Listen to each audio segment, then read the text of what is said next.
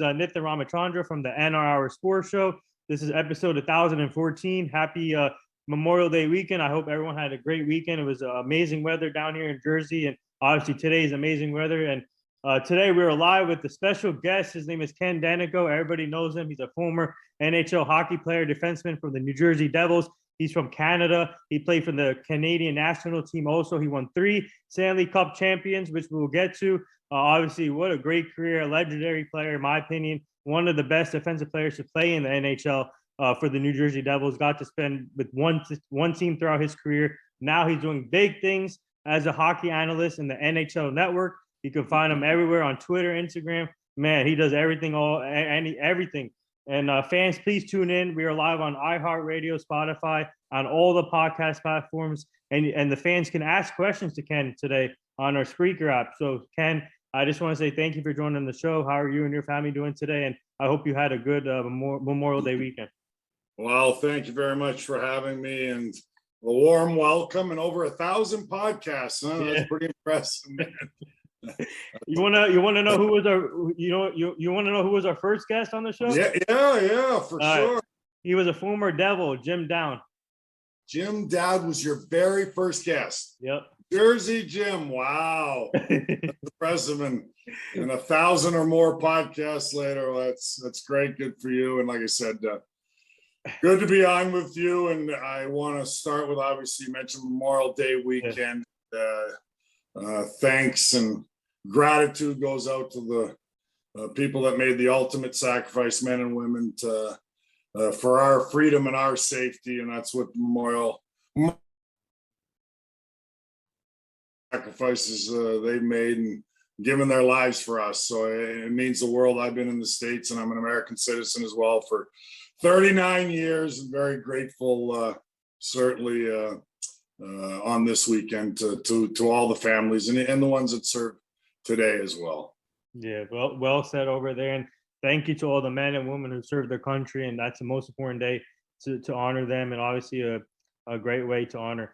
But before we get to your career and journey, obviously we spoke before we went live about the LPGA Tour, and obviously we're there playing with all the women out there. Amazing young talent we have in the women's golf. Can you speak on that real quick? Let our fans know what do you like about the growth of women's golf, and obviously the Montclair the golf course held a great, amazing event there.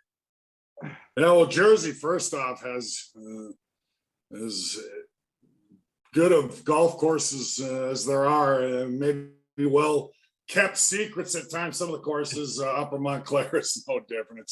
It's a gorgeous course, and just listening to all the incredible women and golfers talk about it, they really enjoyed the course. But obviously, I played in, they have the Pro-Am. I played it in a couple of years in a row, and Blake Sports Group, who does stuff with me, who are heavily involved with Cognizant, always invite me. So I'm pretty grateful. It's always fun playing with such superb talent and the most humbling game in the world, golf, and playing with some of these incredible women is a lot of fun. And certainly you learn along the way, maybe a tip or two. You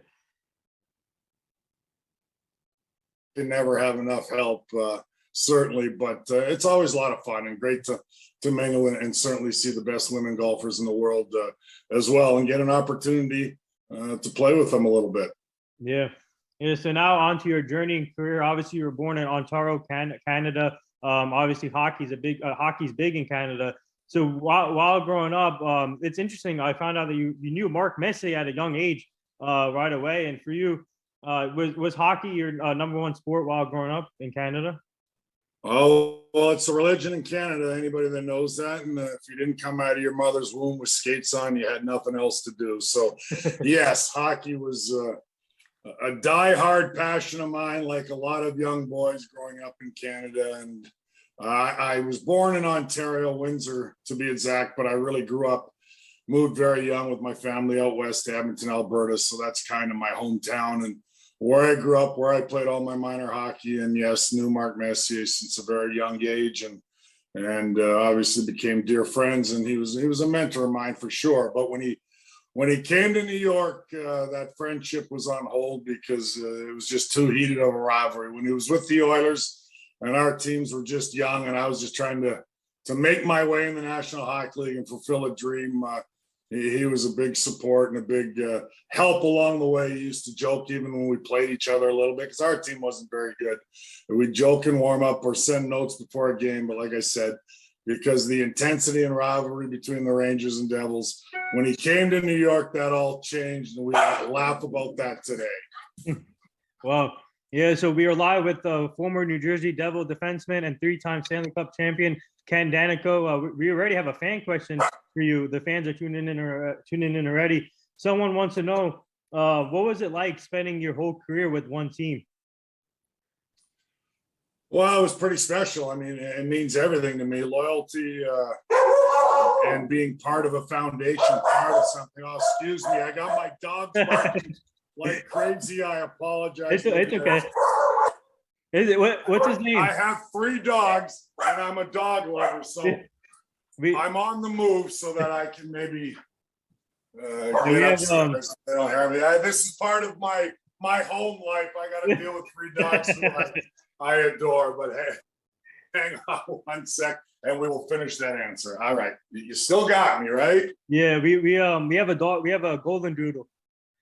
I have a golden doodle. Oh, nice. I have a golden doodle, a sheepadoodle, and a Westie. So, yeah, they're a big part of my life. But okay, anyway, so I mean, the New Jersey Devils were a team that was going to give me my opportunity to fulfill a dream, obviously, to play in the National Hockey League. I didn't even know where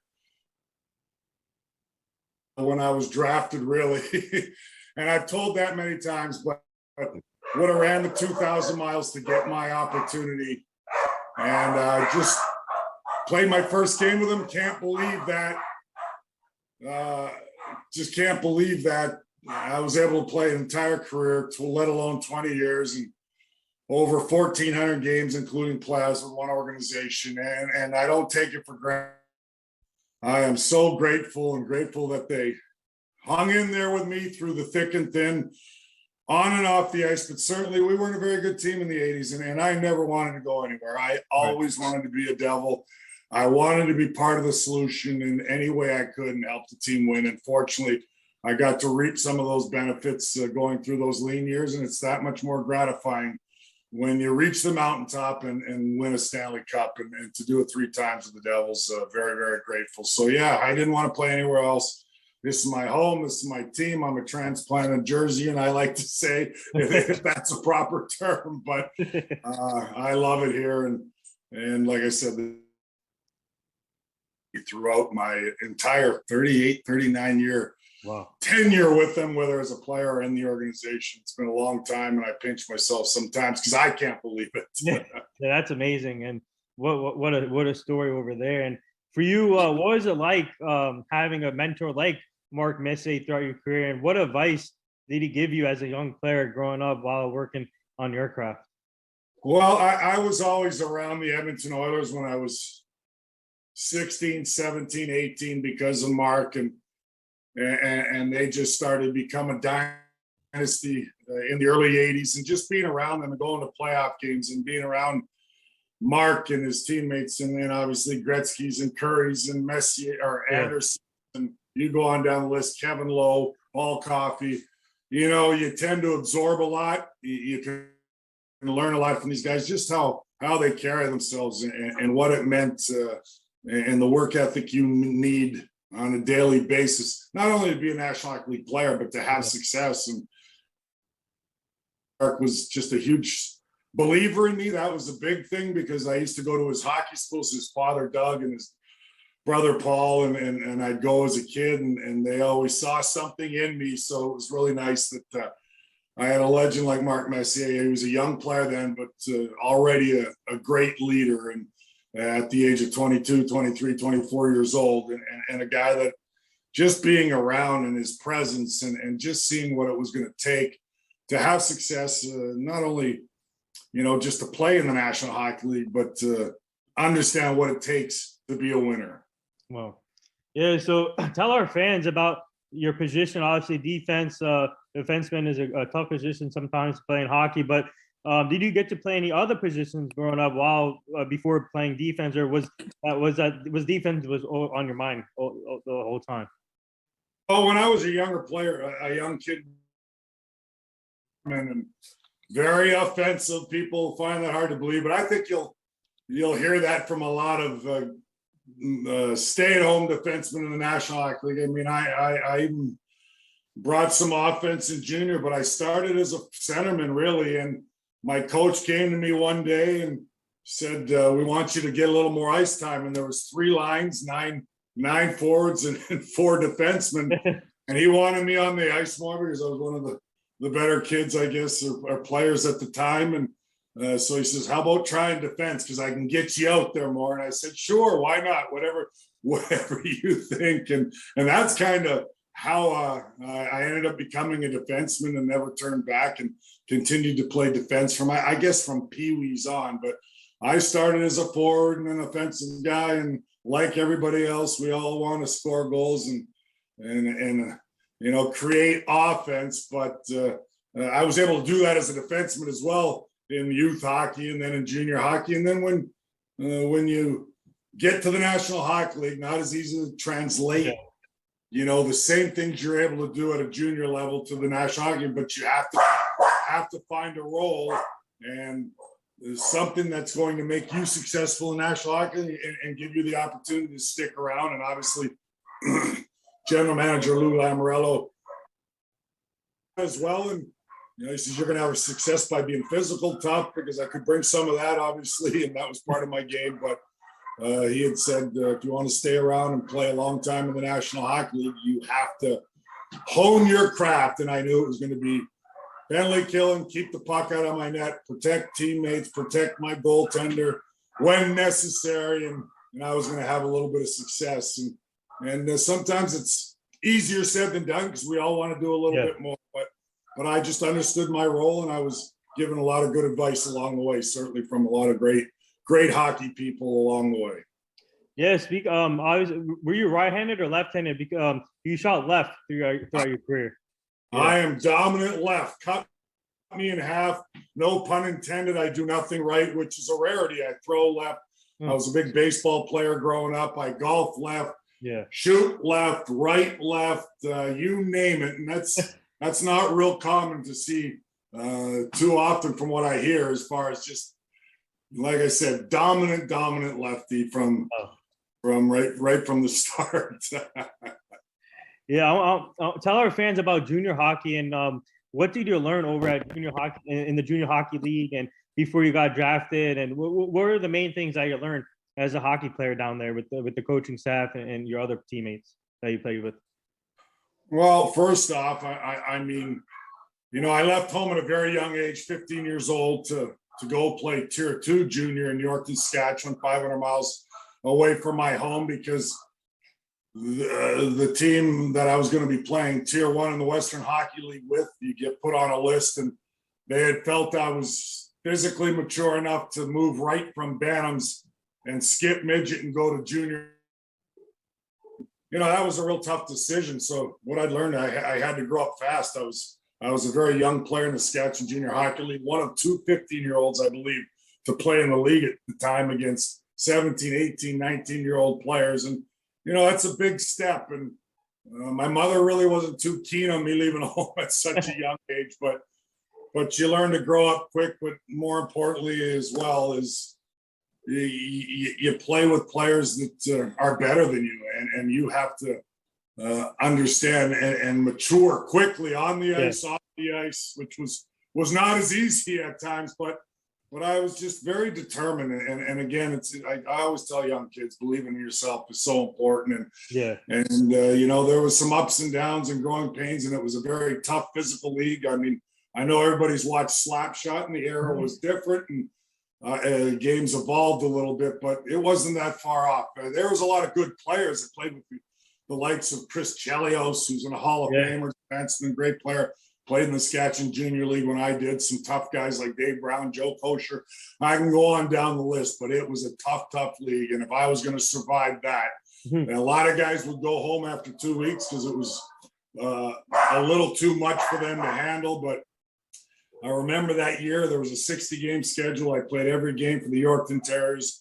We weren't very good, and I was proud of that because to me, perseverance, doing whatever it takes to continue to try and fulfill a dream. And my goal since 7 years old was playing National Hockey League. And I learned a lot that first year in junior, and it was tough. Like I said, in the next year, as a 16-year-old, I went on to play in the Western Hockey League. And that's where I was going to have the opportunity to be drafted when I was 18. But played with Spokane. We folded in a year and a half. That was the team that owned my rights. And then I went to Seattle in a dispersal draft. So I kind of was all over the place. And that in itself, you had to have some resiliency. And I went to Seattle and ended up playing there for a couple of years. But at 18 years old, that's where I was drafted. And the Devils had scouted me from junior in Seattle. And like I said, it was just the learning experience as far as living with another family. This is important, not as on the ice, but just a group of teammates that, were there to support you. Everybody knew how bad I wanted to play. My coach at the time knew how bad I wanted to play in the National Hockey League, but they always reminded me. I guess the best thing I learned was a day at a time.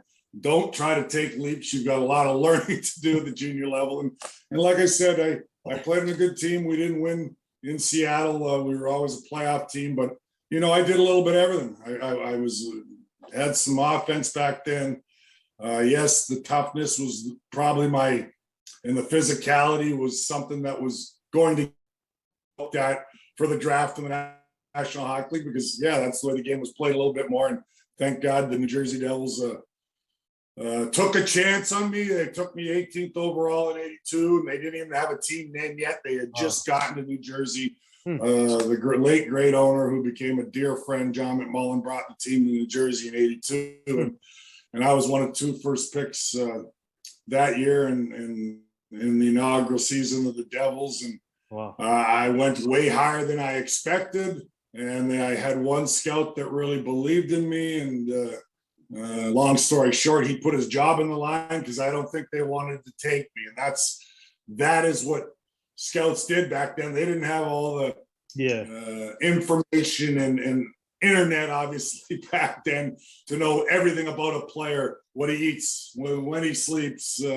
They just know, obviously, today, every little nuance of your life. And back then, they just travel around, watch you for a couple of weeks and go back to their organization and say, this is the guy I want. And I had a guy named Bert Marshall who believed in me and went back to the Devils organization and said, at 18, if Ken Danico's there, I'm telling you, take him. He's going to play a long time for you. And the Devils, I know from what I hear, and I've talked to Bert about it many years after, and I never take that for granted for people that believe. He said, I put my job on the line, Kenny. You probably don't know half the story. I begged them to take you. They weren't going to, but they told him, okay, Bert, if this is your guy, he says, I watched him for 2 weeks. I know his character. I know his heart. Whether he's ranked there or not, I just think he's going to be a big part of the organization. You need somebody to believe in you. And he believed in me. And the rest, I guess, as they say, is his. It went on to play a long time for the Devils and be part of something. And that's where I'm eternally grateful. Wow, obviously they made the right choice in getting you, and obviously you had a heck of a career. And it must have been extra special for you to be able to open up the season as a brand new team, especially for you being the first 2 picks with that team. Well, I thought I'd get a better opportunity, that's for sure, because they weren't very good coming from Colorado. They were the Rockies at the time. And I was up with the team for the first month of the season, didn't play any games, played all the exhibition games, didn't play any regular season games, had a really good camp as an 18-year-old. And they were thinking of keeping me at a young age, and I wanted to play so bad, but or in the first round, make the team out of the gate, but they decided to send me back to juniors at the time that year and for more nurturing, which was okay. But I was devastated because I thought I was ready to play now because I just, like I said, wanted to play so bad and be part of it. But it took another year. And then as a 19-year-old, played my first game in Madison Square Garden, the world's most famous arena. So that was pretty special.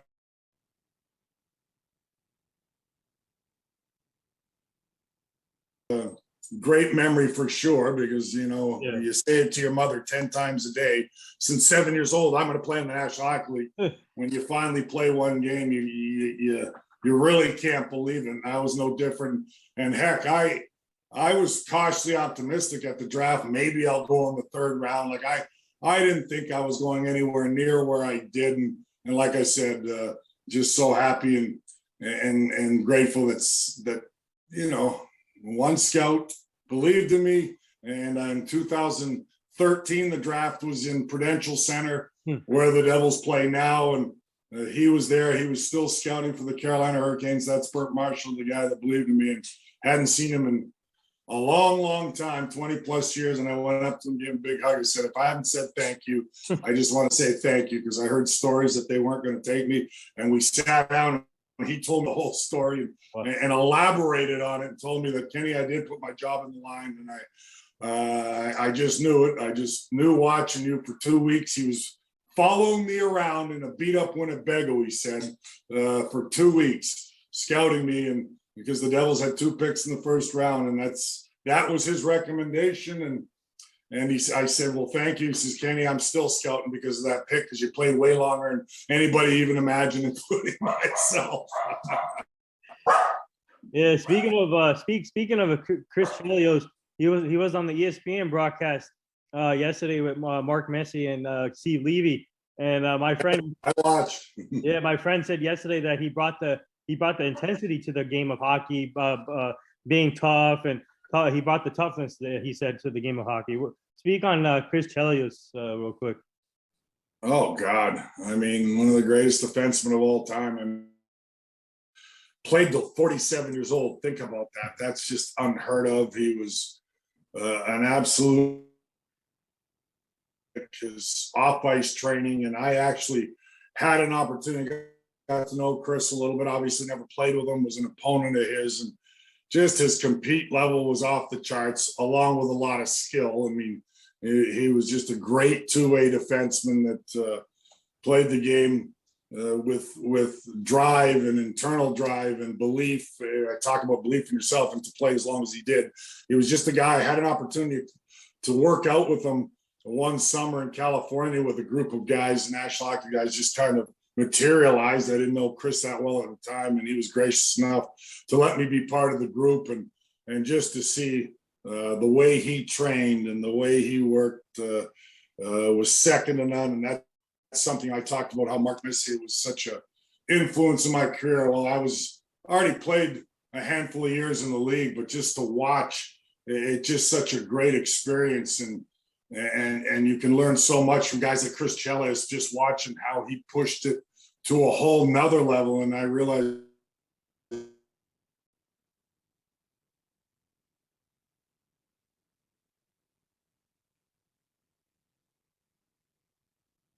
the compete, like, to me, is so important, and the drive and the love for the game. So just an incredible hockey player and a great guy off the ice as well. And that's something that I always respect and never take for granted, whether it's a teammate, whether it's an opponent, guys that you can look up to. And I always looked up to Chris Chelios, even though he's not that much older than me. I just really admired the way he carried himself and the way he trained, and obviously the way he played the game, certainly. And Yager is the second oldest, right, to ever play, the longest too? Yager? Yeah, I don't know. What was he, 45 or something? Yeah, yeah, those guys are freaks of nature. I mean, it's pretty amazing, especially now you're not going to see that no. too much any longer. Zdeno Chara, I guess, the last of the Mohicans, which is another incredible story, and what a career he's had, and we'll see where that goes. And I think, what's Zdeno now, 44, so give or take a year. But I mean, I played 6 years against Zdeno Chara, and I've been retired for 19 years now. I retired in 2003. And think about that. That's just mind-boggling. I played 6 years against a young Zdeno Chara when he was with the Islanders and the Ottawa Senators, and he's still playing. It's just hard to fathom. Much respect to all those guys. We have another fan question for you. Someone wants to know, how many hockey fights did you get into in your career? Well, officially, unofficially, it varies, and I've heard, but I somewhere in the 140 range, 142, and the majority of those for me were my first 6-7 years of my career. After that, you make a little room for yourself, you get a reputation, and then you get to develop your game a little more. And I probably only did it a handful of times each year after that, which I was grateful because we had some bigger, younger kids come in that could take care of the heavy lifting. But I did a lot of it in the first 6-7 years, and it was part of it. That was, like I said, the game was a little more intimidating. There was more fighting.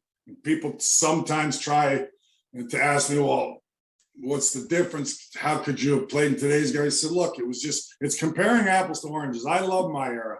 Mm-hmm. It was what it was. I love the physicality. Yeah, I like the fighting at the time, but I've evolved now. I don't need to see a fight. When it comes, it comes. It's still fun. I've kind of grown out of that, and it's gone more to a speed skill game.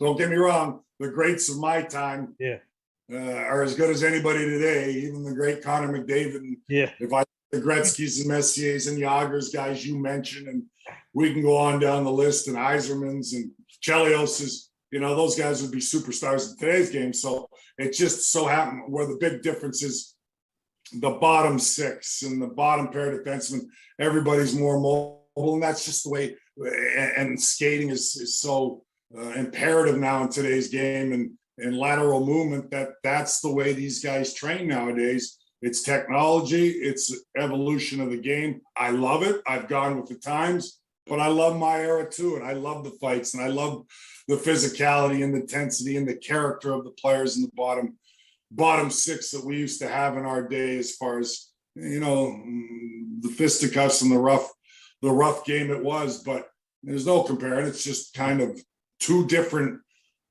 eras of hockey.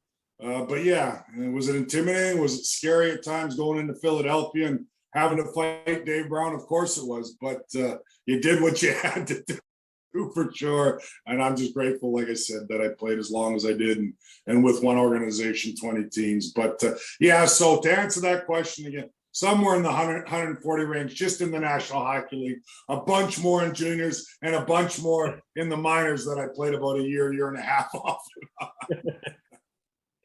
Yeah, so obviously for most athletes, a special moment when they get drafted to the pro team. But for you, take us back to the moment when you put the jersey, the New Jersey Devil jersey on for the first time, and you step on that ice and played your first game with the Devils, and then obviously telling your mom that I'm going to be playing hockey, I want to play hockey, and you made it happen. And take us back to that moment and being so happy too.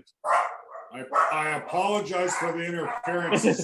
We picked a day where I had people doing stuff outside a landscaper, and my dogs keep barking, and I have 3. So let me shut my door and try to make this a little less noisy. Again, I apologize. But no, you're good. No, it's okay. You're good. All right. So, well, look, I mean, I mentioned it, and I'm sure a lot of young kids did the same, but not a word of a lie. I said 10 times a day to my mother, I'm going to play in the National Hockey League since 7 years old. And my mother's passed on many years ago, but she used to pacify me and say, yeah, Kenny. But I tell young kids, I mean, truthfully, in Edmonton and throughout Canada, there was 10 Ken Danicos in every corner, guys that wanted to play, guys that wanted to make it, guys that had a passion for the game. So it was going to take something extra special, and an internal drive and belief and heart and all those wonderful things, and working on your craft. And I certainly wanted it bad enough, because I know I wasn't the most skilled guy, but I was a guy that was not going to be outworked or out determined, as they like to say. And when that moment came, and when I was 19 in 1983, I was drafted the year before, but played my first regular season game, like I said, against the Rangers in 83. And my mother, a petite little lady who didn't like to travel much, grew up in Edmonton, but just in the outskirts in a small little community, flew to New York and with my father, and wasn't too crazy about the big city, just hadn't traveled all that much. And she says, I don't care if he ever plays another game. Man, he said it to me every single day.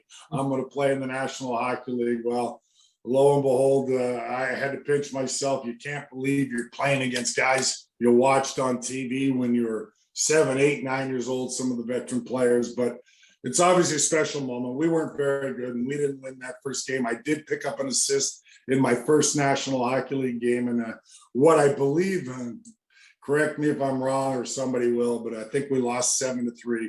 But I was just thrilled to play my first game and hoping it was the start of something. And, you go back quickly, I'll give you a good story. As an 18-year-old, and somebody asked about the fights and the physicality and how many I had. Well, I was 18 years old, and my second rookie game, or my second game as a rookie, was an exhibition game against the New York Islanders at the Meadowlands in New Jersey. And quickly, there was a big scrum. I had nailed John Tonelli into the boards. I get grabbed from behind around my neck like this, and I turn around and elbow this guy in the head. And I turn around and I look, and I was a student of the game. I knew players that came before me, even as a kid, and how tough they were. And it was Bobby Nystrom. And I'm like, gulp, my heart went in my throat, and I'm going, I'm biting off a little more than I can chew here. And Bobby Nystrom looks at me, and we've laughed at this day because he became a dear friend. And he remembered it when I told him, and he looks at me and goes, kid, I know what you're doing out here. You're trying to make a name for yourself. He says, just take it easy. And I kind of looked at him and said, he goes, we're not going to fight. And I go, thank you, Mr. Nystrom. I appreciate that. I didn't want to fight Bobby Nystrom that early in my career as an 18-year-old. He was one of the toughest SOBs that ever played. And it was a pretty good story. And Bobby and I, over the years, the late, great Clark Dillies used to go to his golf outing, and we discussed it a little bit, but those guys, those Islander guys, I really looked up to as well. But just a good story, kind of going back and thinking about it. Yeah, so one of our fans just tuned in. She's a huge Devils fan. She said, "Thank you, Ken Dayenko, for what you did with the Devils," and she wants to know to take us back to the game. She wants to know when you got the chipped tooth. Take us back to that game. Which time? I mean, I had plenty of chipped tooths and knocked out teeth, and you name it. That's kind of my infamous smile when I retired in 2003, and my last cup was 13 teeth missing. Wow. So officially, unofficially, I believe it might be the most in the National Hockey League. But as I said recently on a few shows, I said, 13 teeth for 3 cups. I'd take that trade-off any day of the week. That was part of it. And yeah, I cleaned up and got nice new teeth now, and that was important. But I had many times where it was part of, I got a stick in the mouth, knocked 2.5 teeth, severed into my mouth guard. You have the inside mouth guard that were in about a 1/2 inch deep. And that was a little painful, but that was all part of it. I took a slap shot in the mouth. Obviously a few punches in the mouth. So it was slowly, but over time that, the part of the business was slowly but surely. You knew if you played a long time, you weren't going to finish your career with a lot of your own teeth. Yeah. So speaking of that 3 Stanley Cup runs, tell our fans, what was that like winning 3 Stanley Cups for the New Jersey Devils? And you were nicknamed Mr. Devil. And take us to that moment when someone nicknamed you Mr. Devil. Yeah, I don't really know when it was, who it was. Probably a group of diehard Devils fans. And look, I humbled, honored, and I love it because the Devils are tattooed to my heart. The Devil logo, everybody knows that. It may sound, trite or corny, but it is. It's the team that gave me my chance.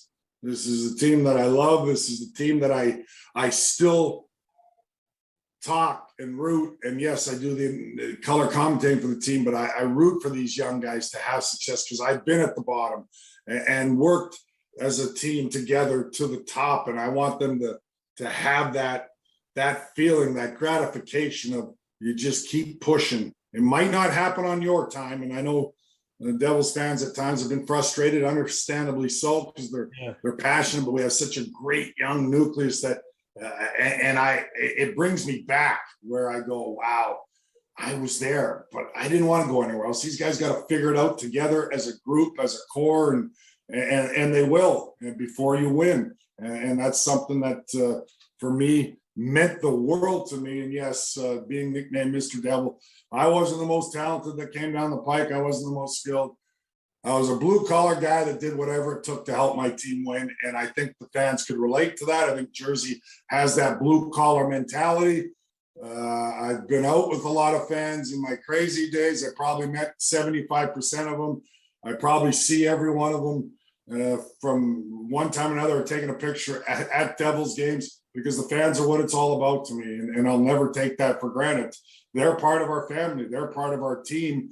And like I said, I take that name with a lot of pride, and I'm grateful. And the fans, like I said, I don't know who, maybe somebody can find that out for me, but if it was a group of fans, there's the crazies, 230, section 233. There's certain groups of fans that have been with us through thick and thin, and the diehards. So I'm not sure. Maybe it was one of those groups, but proud of it. Love it when somebody comes up to me, Mr. Devil, how are you? Or tweets me. I'm like, you know what? That's pretty special to me, and it means a lot. Yeah, so obviously it's hard to win a championship in all sports, but just tell winning 3 just for one team, and take us to that. And obviously, what did your coaches say for those 3 Stanley Cup titles? Well, look, like I said, the lean years, and yeah, I remember you asked that question, and I was leading up to that and forgot where we were going. But you know, the lean years and about the young group now and doing it together. And obviously, when Lou Lamoriello came, he brought some direction and built the foundation, gave us some belief. And he was an unknown at the time, coming from college, and but he just had that it factor, I like to say, that presence, and he knew what it was going to take to get this team to another level. And obviously the great run in '88 was the start, our first time ever making the playoffs, and then winning a couple of rounds and making the playoffs in the last day. People all know that was probably the turning point, but it took 7 more years to actually hoist the cup. And Lou Lamoriello traded some great players along the way to mold the team the way he wanted to. They went on to have great careers. You got to trade great players to good players, great players to get pieces that you want as well. And he was the architect, and he started molding a group together that he believed in. And then the final piece, I think, was when which was genius, when he hired Jacques Lemaire and Larry Robinson to come from the Canadiens organization, who knew nothing but winning. And they kind of, instilled to us what it was going to take game by game during the regular season, and then to go 4 grueling rounds. And when we hoisted that cup in '95, there was no other feeling like it. I mean, that was my second dream, hoisting Stanley Cup. First one was to play in the National Hockey League, and like a lot of young kids that love hockey and have passion for it, it was hoisting the Stanley Cup. We all dreamed about it. We all pretended we did it. I did it during street hockey, carrying a silver garbage can. All my buddies did too. When we won a game, we're pretending we were hoisting the Stanley Cup over our head, and that was the garbage can. So a dream come true. You can't really put it into words, but it's just a lot of hard work and with a group of guys that you just bond with, and you do anything to win and anything for the team and for each other. But I give Lou, Jacques Lemaire, Larry Robinson just a ton of the credit for assembling a group of guys and the right pieces. And I always tell fans, and even in today's game, as much as it's evolved, because come playoffs, the more things change, the more they stay the same. You need that same grit, physicality. It's not the 20 most talented guys, skilled guys that will win you a Stanley Cup. It's, yes, you need star players. Yes, you need talented guys. We had that at times in goaltending and defenseman championships, and that was our foundation. You need role guys. You need the crash line in '95. You need the Pandolfos and Maddens, who were so key. Yeah, you need the Hall of Famers like Stevens and Brodeur, and certainly Niedermayer, who I loved. But without the supporting cast and the pieces, and just ask the Tampa Bay Lightning, they're no different, because they got swept by Columbus after a historic regular season, and they made adjustments. And then they won 2 cups in a row and trying for a 3rd in a row. So my point of that is it's just, you need a little bit of everything, and nobody was better at the time than Lou Lamoriello and his coaching staff to understand that. So I was still a part of it. I was grateful I didn't get traded because so many of my buddies, the Mullers, the Verbeeks, you name it, on down the list, were traded along the way. Great players, great teammates, went on to have incredible careers. I was just glad I was still hanging around, because usually you're traded by the time your team gets really good and really has that chance to win a cup, because it's not easy just to get in the playoffs, let alone win it and to go on to win it a couple more times. Every time had a different meaning, but I'll always have a special bond with every team, every player, whether I see them now or I haven't seen them in 10 years and see them. You hug each other, you have a big smile, and your mind goes right back to, we accomplished something pretty special together. Wow. We have another fan question. They want to know, I know you're in TV right now, but they want to know, would you consider coaching the Devils or any other team down the line? I think I'm too intense, but I don't know if I can balance out. Look, it takes, probably at this stage, I say, because maybe earlier in my career, I thought about it a little bit, or in, management or something along those lines. I never rule anything out in life, but having said that, the hours and the dedication, the work they put in daily, is no joke. It's serious. These guys put their time, effort, and it's not easy. And there's a lot of pressure on them. Do I still talk to young players because I'm around them? I travel with the team doing the broadcast. Absolutely. Do I give advice? Absolutely, because I want them to have success. If they came to me desperately and said, Ken, we need you to do this, to work on the penalty kill or help the defenseman, well, of course, I do whatever it took for the organization. I do a lot more than maybe people see, besides the broadcast, besides the community or the fans, whatever it may be. But I try to lend a hand in any area I can to make this team better and make this team understand what it takes to win.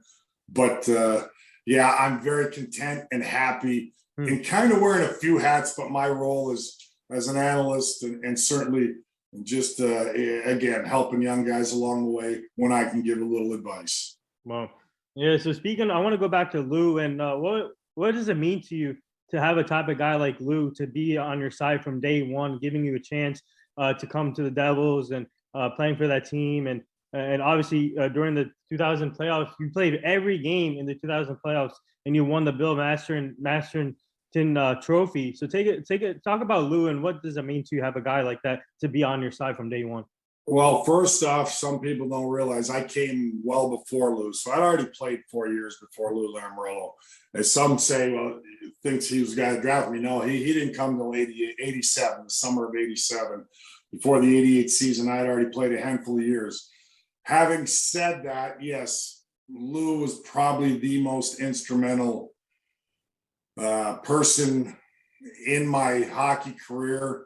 And we've told many stories. Everybody's heard it. I don't want to go on about it. The orchestra story and understanding my role and what was going to take for me to be part of this and part of the team moving forward and having a long, successful career. You always need one guy that is hard on you. Lou was hard on me. We battled at times. Certainly, we had a lot of meetings in his office over 3 years because I was that intense, emotional guy. But I think he appreciated that.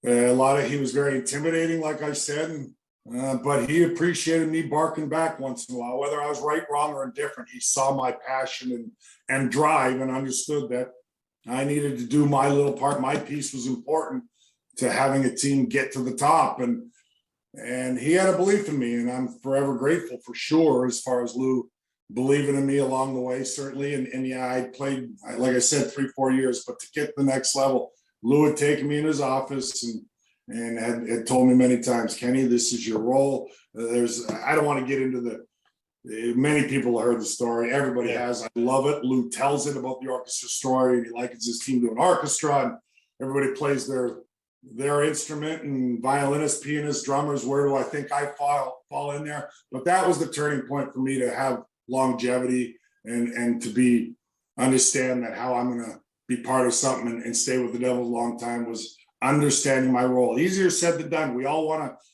do everything, want to do more. And I was capable of it in junior. And But until he instilled that in me, he didn't care if I scored a goal. Yeah, when you do, it's gravy. But he didn't want me to take away from what was going to help the team. That was big, tough, block shots, kill penalties, do whatever it took to help the team win. That might not show up on the score sheet, but that's what he needed me to do. And if I tried to do too much and tried to carry the puck too much, which, only the greats like Niedermayer and certain defensemen can translate that from junior, then it was going to take away from what makes me successful. And that was really important for me to hear, as much as difficult as it was at times.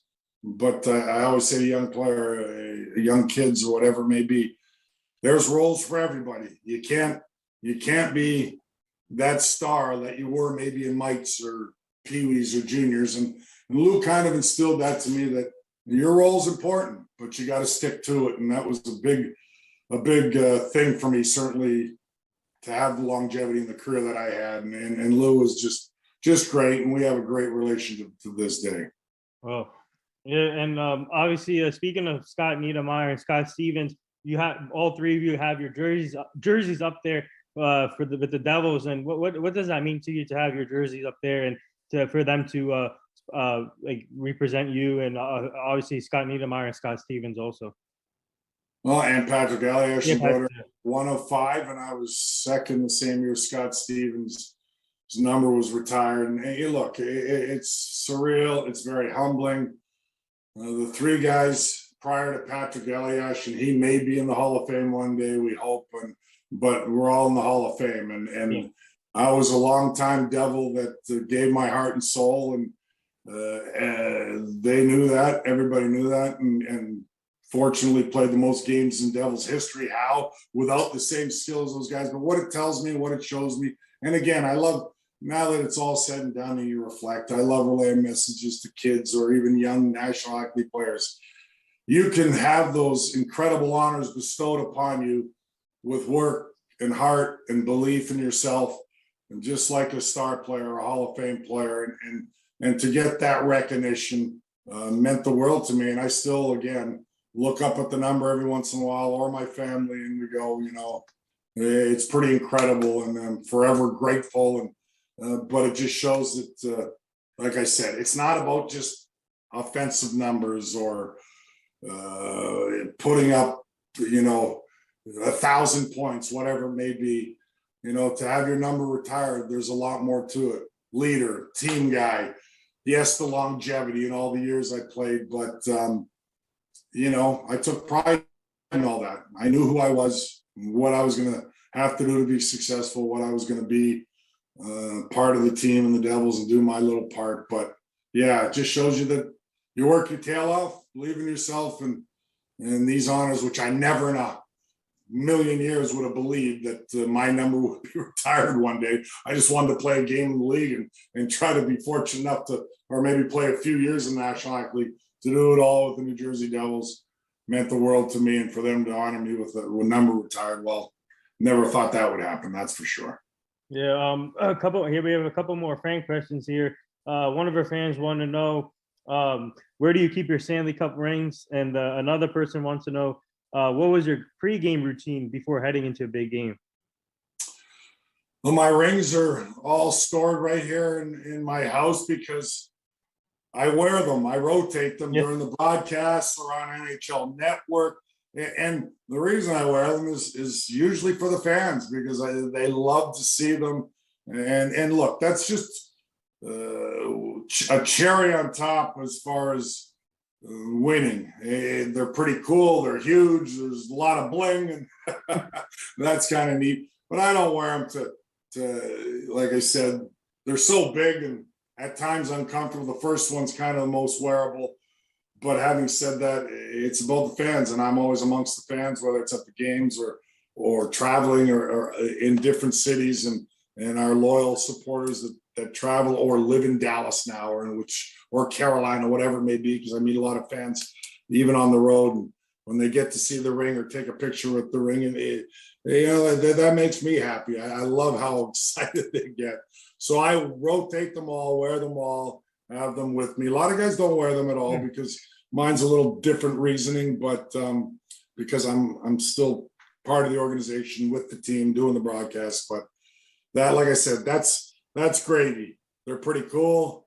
They're flashy. They're beautiful. But it's all about accomplishing something with a great group of guys and hoisting that Stanley Cup. And my routine. You know what? I wasn't as superstitious as many players were. I know a lot of players are really superstitious. I didn't want to get into that mindset because if I didn't play well, then I think I got to do this and that, and it would have boggled my mind. I was pretty simplistic, but one thing the last 10 years of my career, my routine was I had a bowl of oatmeal when I woke up from my nap, 4 o'clock, getting ready to go to a game. It was always having a bowl of oatmeal, gave you a little energy, put a few bananas in it. I always believed the oatmeal kind of gave me that little extra. You have a pregame meal at 1. Everybody has the same routine. Then you take, or 12 o'clock, 1 o'clock. Then you take a hour and a half, 2-hour nap, and then you get up. Some guys will eat before, some won't. But my routine was to get something in my stomach, and it was always a bowl of oatmeal, and it gave you a little boost, a little energy without making you bogged down or too full. Yeah. So now, what's it like being a TV analyst on the broadcast team? Obviously, working for NHL Network with EJ and Erica Watcher. Obviously, Lauren Garner, who we had on the show also. She's amazing at what she does. But for you, what's it like seeing the game from a different aspect, not only as a player, but now as a broadcaster and a TV host? Well, I always felt I was a student of the game. I was one of those guys that watched a lot of hockey. Some players did when they played, some didn't at all. They wanted to get away from it, understandably so. We're all different, but I was one of those guys playing every other night, and the off nights I was watching some other teams play. I just was one of those guys trying to be a student of the game and just really watching whether it was great players as far as how I was going to defend them, whatever it may be. So it kind of seemed like a natural transition into broadcasting. Love it. Enjoy the game. Like I said, I want success in my team. Of course I do. I bleed the colors, but come playoff time and doing NHL Network, regardless whether my team's in or not, I just have such respect for the game, for other teams, for players, for what they can do. The Connor McDavids and McKinnons, what a matchup's that going to be? The Makars and, the great goaltending of Shesterkin versus Vasilevsky and two great teams going at it to vie for the Stanley Cup. I get pumped in the NHL Network. I mean, we should have cameras on us. All of us do. Kevin Weeks, who's just awesome. LG, you mentioned Lauren Gardner and Erica now. Oh, Jackie Redmond. I love Jackie for me, I've always said Jackie Redmond is as knowledgeable about the nuances of the game as anybody I've seen. And I'm on with her a lot. And I love picking her brain because I'm going, man, you didn't play in the National Hockey League, but I have such respect for her because she is such a student of the game. EJ Raddick is second to none. He has been a hockey guy through and through for, 40 years. And I've learned a lot from them all personally, but just the knowledge of the NHL Network and certainly working with Steve Cangelosi all those years and his preparation. You learn so much from everybody. And obviously, I lend my experience and knowledge that being through every situation, whether it's going 4 grueling rounds, being down 3-1 in the series, being up 3-1 and losing, whatever it may be, you lend your experience. But grateful to be with all of them because they're we have fun. I mean, it's like a big party in the studio before we get our game face on to go on air, but we'll be watching games and screaming at the top of our lungs. What a play, what a move, just incredible. And we get into it, and it's been my life, and I'm passionate about it, whether it's my team or not. So I'm grateful to be doing what I'm doing. I'm grateful to have the people around me that I am fortunate enough to work with. I mean, I can go on down the list. NHL Network, Jameson Coyle and Adnan Burke, and these guys are so good at what they do and knowledgeable and, being hosts and just understanding the game and setting us up on the tee. Like I get amazed because it's a whole different animal what they have to do. We couldn't, and us former players for the most part couldn't do that. We give our experience of what we've been through, but Jamie Hirsch, one of the best. I could go on and on. I don't want to miss anybody. Brian Lawton, all of them, just fantastic. Stu Grimson, all to work with, because we all bring something different, and we all respect each other and understand each other, and we like to banter because we don't always agree. That's what makes good TV as far as sports. We don't always agree. No. We always have, and a lot of times fan bases get mad at us because we pick this team or that team. It's all subjective. It's all opinions. That's what it is. And a lot of times we get it wrong. But one thing I will say we're pretty accurate at, players, is being through what these. I can see situations, game sevens. I played in 12 of them. Mm-hmm. So leading up to the Rangers, Carolina Hurricanes, you give your knowledge of what those feelings were like, what the nerves were like, what it's like going into a game seven. It's different than any other game because there's no more mulligans. Right. So those are the things you experience that you can lend on the broadcast, and all those names in the few that you mentioned early on as far as working with the best. And I'm grateful to be with them. Yeah, we watch you guys all the time. You do a great job. Are you guys on the broadcast tonight?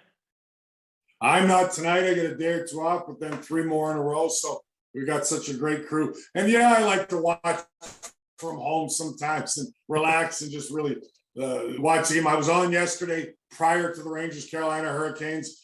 Get home and kind of eat quick and can't wait to get in front of the TV because it's so thrilling this time of year. Yeah. And we got it wrong. We thought the Canes would most of our panel thought the Canes would remain with their home ice superiority, but they couldn't win on the road. But it caught up to them, and you give Rangers nothing but credit because Shesterkin's all world. Their high-end guys got it done. I did say at the end of before sign off, I said, if it's a high-scoring game, that's not going to bode well for Carolina, even though I think they might win 2-1. Well, nope, it turned out the high-scoring game. That favored the Rangers, and they got the job done, and congratulations to them.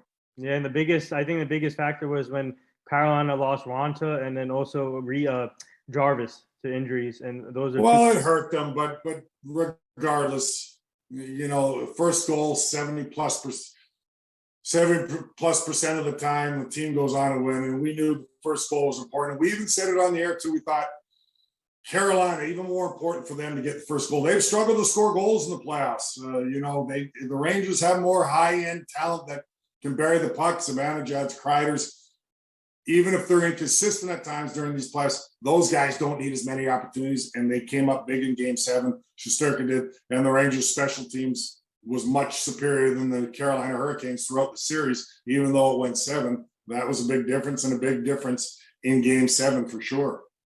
Yeah, so real quick, tell our fans about the quick keys for each team in this. Obviously, we have 4 teams remaining. Obviously, Edmonton and Carl Avalanche would be 2 great series, obviously, with my Rangers and the Tampa Bay Lightning. So what are some key, one quick key for each team? Well, Tampa, the Rangers, you can look no further than the goaltender. You've got the man, the best in the world, on the mountaintop, 2 Stanley Cup championships, impeccable record in closeout games, and after a loss, remarkable what he has been able to do. That's Vasilevsky. And the young up-and-coming mentor, will you say, Shesterkin, who's found his grooves, going to win the Vezina Trophy. Great regular season, but looks like he's ready to take that to the next level in the playoffs, as well as after a little bit of a slow start for him, learning his way and the difference of playoffs and regular season. He's learned that quickly. So to me, a lot of it's going to come down to those 2 guys. Having said that, Tampa Bay has been there, done that. They've got the experience. They win different ways. Can the Ranger high-end guys continue to score? I think that's important. I think they've got the capabilities because they've got a great defenseman in Fox. They've got some great forwards, but they've added those grit pieces. So going to be a great series. I think it's going to go a long way, but if you're asking me the main component, it's the 2 goaltenders. Colorado, Edmonton, McKinnon versus McDavid. Yeah. The star power. But Edmonton, unfortunately, Colorado has 2 game breakers, and that's Draisaitl and McDavid. They're all world, two of the best players in the game. McKinnon can change the game on a dime, and they have a guy in the back end can change a game, and Cale Makar. Edmonton has really surprised me from the standpoint they pounded Calgary in submission. Yes. Physically. And I thought that was Calgary's game, and that's what they were going to do to Edmonton. So Edmonton is liking this winning thing, and it's no longer just about Connor McDavid, Leon Draisaitl. They've got the supporting cast that they were missing a lot of the season. A lot of guys used to just kind of maybe sit and watch those two guys. Well, McDavid's leadership has gone to a whole nother level. He's engaged his teammates. He's brought them. Yeah, he's doing all world things, but everybody's coming along for the ride. Terrific series. The Avalanche are a team that everybody said has been a Stanley Cup contender for the last few years. They finally get to the third round. I think this one's going 7. I think Edmonton's that good. They're going to give Colorado all they can handle. Yeah, Calgary. I was surprised with Calgary. I picked Calgary to win that series, but it was a whole different switch. And certain teams during the playoffs get stronger and stronger in a belief system. I think right now Edmonton has as much belief as any team league, besides having two of the best players in the world. Now everybody has contributed. I mean, they're role players. They're grit guys that have chipped in offensively, whether it's Ryan McLeod, whether it's Yamamoto or Nugent Hopkins, who's highly skilled, but they're all contributing. And Mike Smith, the aging veteran, has got the job done. That's a big part of it as well. I think Colorado is unbelievable too, skill-wise. So we'll see what gives here. I don't want to make any predictions in either series just yet, but I think we've got two, and I'm not just saying this. I think there's good potential for both these series to go 7 games. Wow. I think it's that close in both series. Whew. Wow, I can't wait. I'm so pumped. Starts tonight with Edmonton and Colorado. I can't wait. This is going to be fun. But and I wanted to say, I know you said quick. I can only elaborate one way. I was given a lot of information, but I can't wait to as well, pal. Yeah, so before we get to the last few things, I want to speak on your former team, the Devils. Obviously, Lindy Ruff, the head coach, and then also they have a young, growing team. What do they need to do to take the next step to be in where these other 4 teams are right now? Well, first and foremost, it's no secret. You can't win with 7 goaltenders, and some of that's unfortunate circumstance, injuries, whatever it may be. Tom Fitzgerald is a bright guy. He knows what they need along with his staff, and it's trying to find a goaltender that can be consistent, that can, help along with Mackenzie Blackwood, that push each other. I think Dawes has got great potential, but he was thrust into action when he probably, earlier than anybody expected, including the organization. And he showed great strides. And I'm excited about that because he seems to have that mentality, but he's still a couple of years away from maybe being an everyday guy. But he certainly did a great job under the circumstance. So goaltending, number one, you can't win without it. It's half the game, 50% of it. Ask the Rangers, ask Tampa. As good as their teams are, without their 2 goaltenders, they're middle of the road as well. Now, it's hard to find a Shesterkin or a Vasilevsky, but you just want some consistency in goal. That's first and foremost. They're better on defense. Goaltending, regardless of the goals they gave up this year near the bottom league, that was a lot on goaltending. These guys tried, but there was just no continuity in that. Do they need to add a bigger, stronger defenseman? Still, probably, and maybe a top 6 forward, but I don't think they're nearly as far off as maybe some people think. They have such a good young nucleus that all of us are excited about. A lot of these young guys had career years, and they're getting better and better. It didn't amount into wins. That's a different story. You learn how to win, as we like to say. Few veteran pieces, a goaltender. I think they can vie for a playoff spot next year. Maybe you, Elias, Niedermayer, Stevens, and Bedore should all come out of retirement just to make one more run. Well, my heart certainly says I could. The legs and body differ, but yeah, I want to jump out of the booth, pal, sometimes. and believe me, because I have that kind of fire, but realistically it ain't happening. But the Hugheses and Heischers and Bratz and Sharon Goviches, along with Dougie Hamilton, he was injured a lot of the year. That hurt. I think he's going to have a big year. They got a great core there, and it turns quick now. That's what's great about the game. The competitive balance is unreal. You could be a team that finishes 28th, 29th of the second or bottom of your division, and you can be a playoff contender the following year. And I believe that with a lot of teams, not just the Devils, but I do believe the Devils. I'll leave it at this. I always say, a couple of years ago, maybe I was selling hope and wanting to believe. Now I believe in the hope. I really do. Never comes at the time you want. I know everybody wanted it last year. There was reasons it didn't transpire last year. We all thought it was going to be better than last year, and maybe they were going to vie for the playoffs last year. Can't do it the way they had to use so many goaltenders and the way things went. But I do have I believe in the hope. I believe in the core. I believe in Jack Hughes and Heischer and the development of all these guys in the supporting cast. Yeah, so it'd be interesting to see there. So the last two things, our team is part of this foundation. It's called the Hugh Jackson Foundation. We're trying to help him prevent human trafficking, making sure the community stays safe, the kids stay safe, and it's still horrible out there what we're seeing when it comes to that. So we'll send you the foundation so you can go check it out. I'd love that, and keep up the great work, man. There's so many great things to be involved in. I try to get involved a lot in the charity stuff, and I'm a Ukrainian Canadian, and I've been supporting a lot with my son.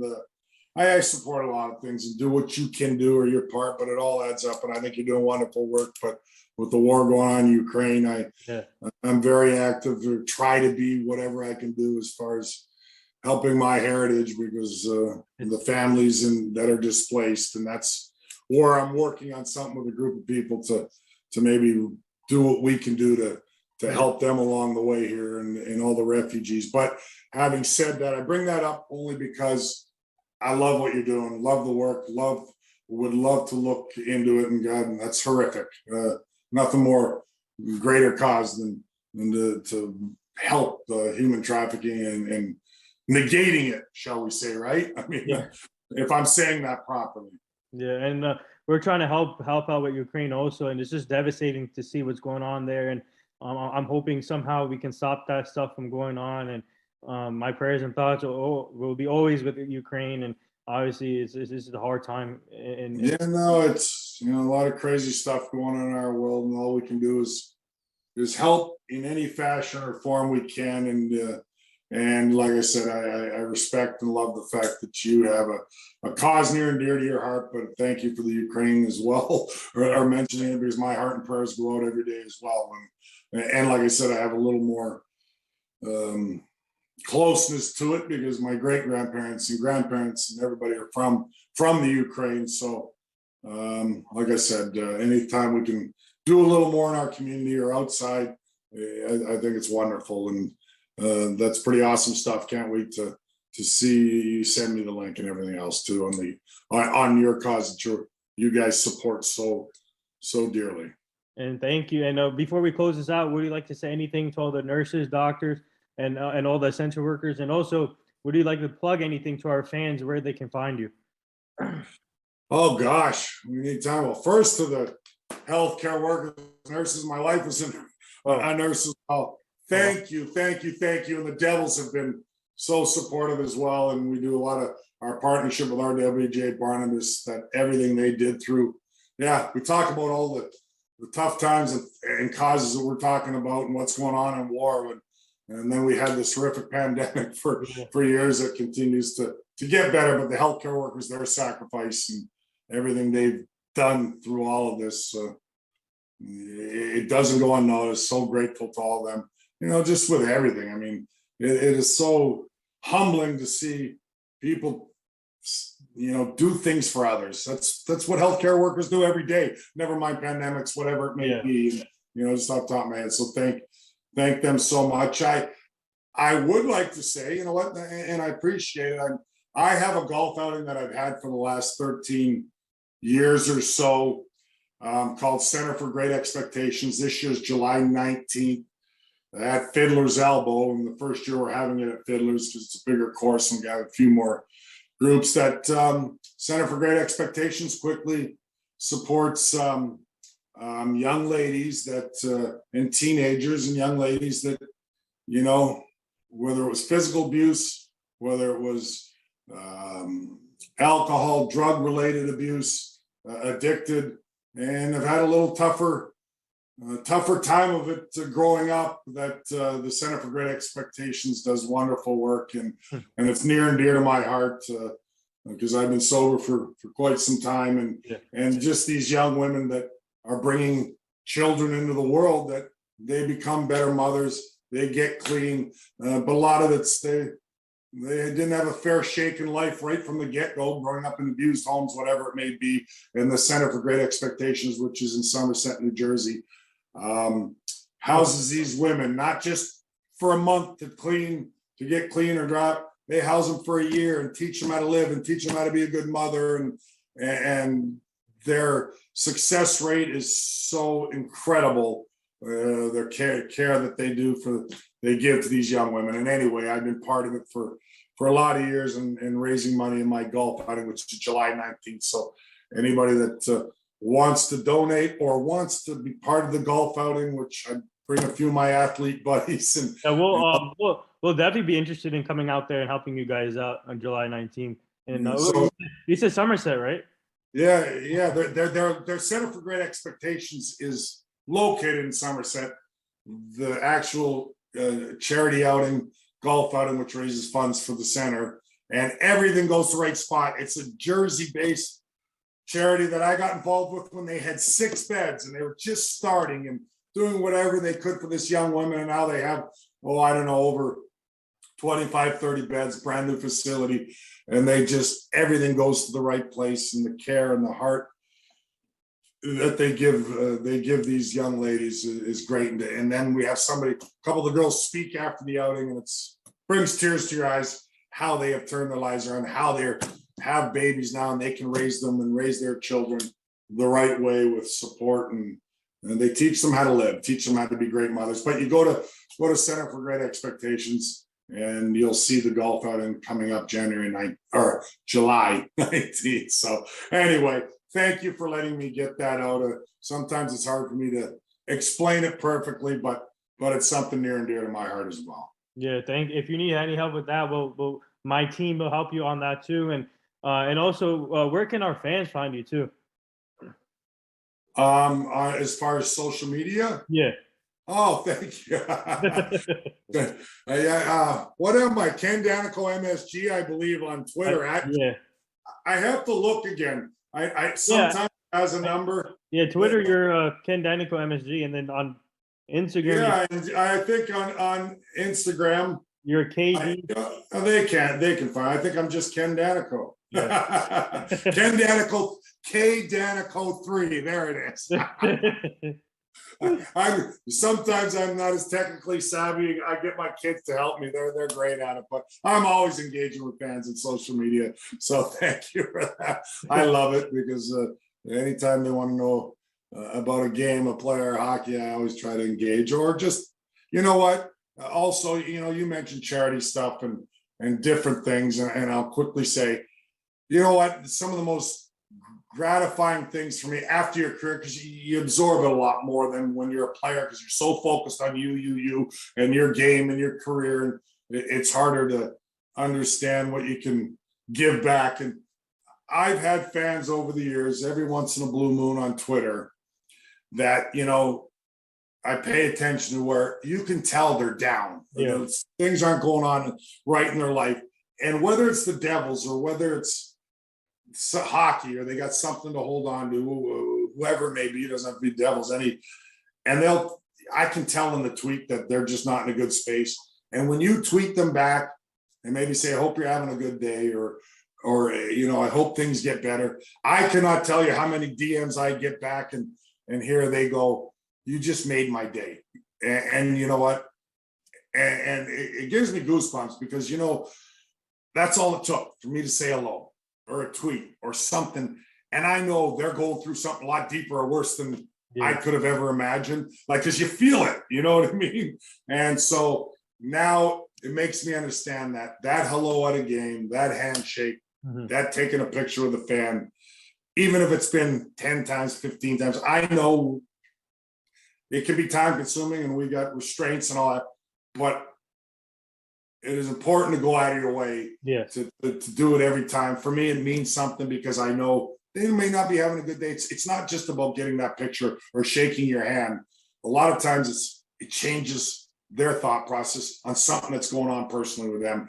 And I really mean that from the bottom of my heart, because That's how I look at it now. Not just about a person getting another picture with me or having an autograph, because I can tell sometimes, or responding to them on Twitter. You can't respond to everybody. Can't respond to everybody on Instagram because you get a lot.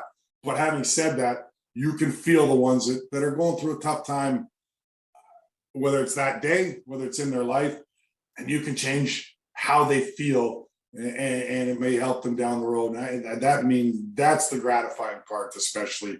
So now that I went on a rampage, but you mentioned the different causes and things you do. Just sometimes saying hello to somebody, saying have a great day, giving them a hug means something. Yeah, for sure. And well said over there. And also continued prayers to all the people in Texas right now that are dealing with this devastation. So prayers to them there with the kids and the families. And also tell your wife we said thank you for her service too. That means a lot. And so there it is. That wraps up episode 1014 with former New Jersey Devils defenseman Ken Dayenko, who won 3 Stanley Cup champions. Man, from Canada, also played for the Canadian national team. What a great career, heck of a defenseman for New Jersey. And now he's doing big things on NHL Network. Go check him out there. And also the broadcast team for the New Jersey Devils.